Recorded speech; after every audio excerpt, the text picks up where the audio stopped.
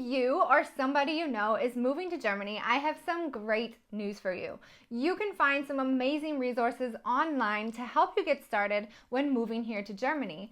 But the one thing that we as internationals always lack is that guidance and that step-by-step support to actually tell you how to do something and when you actually need to get it done when moving here to Germany. So I've put some serious elbow grease into this baby right here. This is a 12-step checklist. It's 17 pages long, includes everything you need to know, and a note section at the back for you. You can download this, you can print it out, you can take all of your notes, check off all the boxes that you need to in this checklist. It is free right now. It's not going to be free forever. So even if you're planning your move next year or perhaps the following year, you can go ahead, you can download this now. I promise if you follow this 12-step checklist step by step, you will not only save hundreds and thousands of euros on your bills and relocation expenses when getting started, but you're also going to have a much smoother, much more seamless move here on over to Germany.